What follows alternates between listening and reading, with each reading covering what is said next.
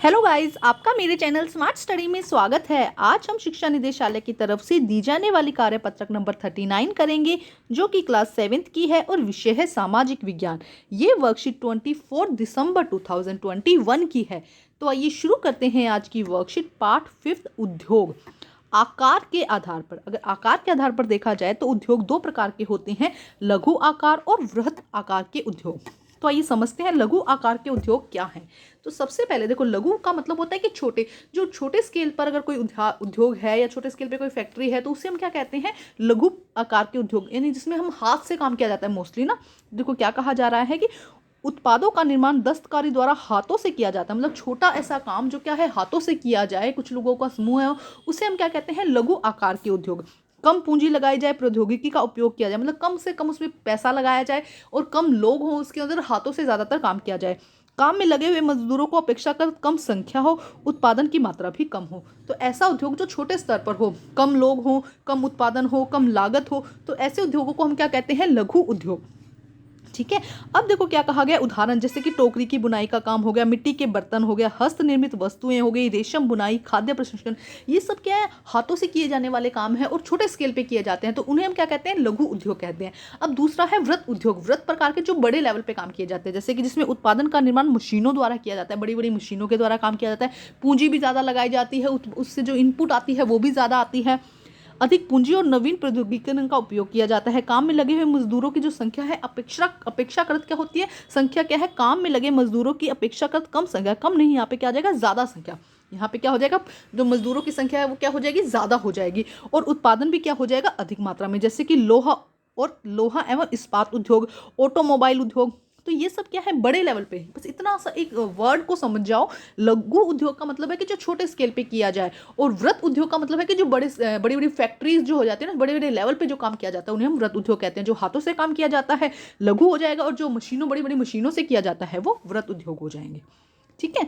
अब हम देखते हैं उद्योगों के प्रकार। देखो क्या प्रकार कहा गए हैं, स्वामित्व के आधार पर, मतलब उनका ओनर कौन होगा, स्वामित्व का मतलब है कि उनका ओनर कौन होगा, उसके आधार पर चार प्रकार के जो उद्योग होते हैं वो कितने प्रकार के होते हैं, चार प्रकार के, उनके ओनरशिप के अकॉर्डिंग ना। सबसे पहले है निजी क्षेत्र, सार्वजनिक क्षेत्र, संयुक्त क्षेत्र और सरकारी क्षेत्र। सबसे पहले पढ़ते हैं निजी क्षेत्र। देखो क्या होता है, स्वामित्व और संचालन की जिम्मेदारी या तो एक व्यक्ति द्वारा या व्यक्तियों के समूह द्वारा आते हैं। मतलब कि ऐसा सोचो कि एक छोटा सा कोई इंस्टीट्यूट है, 5-7 लोगों ने मिलकर खोल दिया, तो वो क्या है, उनका निजी काम है, तो उसे हम क्या कह देते हैं, निजी क्षेत्र। ऐसे क्षेत्र को क्या कह देते हैं, निजी क्षेत्र। की किसी एक व्यक्ति ने अपना कोई ट्यूशन सेंटर खोल दिया, कोई 4-5 लोगों ने मिलकर ट्यूशन सेंटर खोल दिया, तो वो क्या हो जाएगा, निजी क्षेत्र। जैसे कि रिलायंस इंडस्ट्री, महिंद्रा इंडस्ट्री और टाटा इंडस्ट्री। ठीक है। उसके बाद देखो क्या कहा गया, भाई उसका ओनर एक ही होगा, एक हो गए या 2-4 लोग होंगे, उसे हम क्या कहते हैं, निजी क्षेत्र। उसके बाद देखो नेक्स्ट क्या कहा गया, सार्वजनिक क्षेत्र। स्वामित्व और संचालन की जिम्मेवारी सरकार द्वारा होती है, मतलब ऐसा क्षेत्र जिसकी स्वामित्व और संचालन की जिम्मेवारी, मतलब उसके ओनर कौन है, सरकार उसका ओनर है। सरकार उसका क्या है, मेन जो ओनर जिसे हम कहेंगे स्वामी है उसका ना। जैसे कि हिंदुस्तान एरोनॉटिक्स लिमिटेड या स्टील अथॉरिटीज ऑफ इंडिया, ये किसकी कंपनी है, सरकार की कंपनी है, सरकार इसका काम का देखरेख करती है। निजी क्षेत्र में क्या था, एक व्यक्ति होगा या 2-4 व्यक्तियों का समूह होगा जो क्या करेंगे, उस कंपनी को पूरा देखेंगे। उसके अंडर कितने भी लोग काम कर सकते हैं, लेकिन उसका स्वामित्व या उसका ओनर क्या होगा, एक होंगे या 4-5 लोग होंगे। जबकि सार्वजनिक क्षेत्र में क्या है, पूरा सरकार उस सारे काम को देखेगी, सरकार के अंडर में होगा, किसी एक व्यक्ति के अंडर में नहीं होगा। उसके बाद थर्ड पर है संयुक्त क्षेत्र। स्वामित्व और संचालन राज्यों और व्यक्तियों अथवा व्यक्तियों के समूह द्वारा किया जाता है। तो यहाँ पे जो स्वामित्व और संचालन है वो क्या किया जाता है, ये राज्यों और व्यक्तियों के मिलकर, यहाँ पे तो एक तो राज्य की मतलब सरकार और कुछ व्यक्ति मिलकर, मतलब ज्वाइंट होकर क्या करेंगे, काम करेंगे। संयुक्त का मतलब क्या था, मिलकर काम किया जाता है। सरकार और कुछ व्यक्तियों का समूह मिलकर क्या करता है, जब किसी कंपनी को चलाता है तो उसे हम क्या कहते हैं, संयुक्त क्षेत्र। जैसे कि मारुति उद्योग लिमिटेड, ये जो एग्जाम्पल्स हैं ये जरूर याद करने आप लोगों को। उसके बाद नेक्स्ट है सहकारी क्षेत्र। नेक्स्ट क्या है, सहकारी क्षेत्र। इसमें देखो क्या कहा गया है, स्वामित्व और संचालन कच्चे माल के उत्पाद को तथा पूर्तिकारों, कामगारों और दोनों के द्वारा किया जाता है। यहाँ पे देखो क्या कहा जा रहा है कि स्वामित्व और संचालन किसके द्वारा किया जाता है, जो कच्चे माल के उत्पादक होते हैं, पूर्तिकार होते हैं, कामगार होते हैं, इनकी मिलकर सभी जो काम बना रहे हैं, जो कर रहे हैं, वही क्या करते हैं, उसके स्वामी होते हैं, वही क्या होते हैं, उसके संचालन होते हैं। जैसे कि आनंद मिल्क यूनियन लिमिटेड, अब मिल्क का काम जो गाय से दूध निकालेगा, उसको बेचेगा, उससे ये सब क्या हो जाएंगे, उसके अंदर इंक्लूड हो जाएंगे। सुधा डेयरी है ना, डेयरी से रिलेटेड जो काम है ये सब काम इसमें आ जाएगा।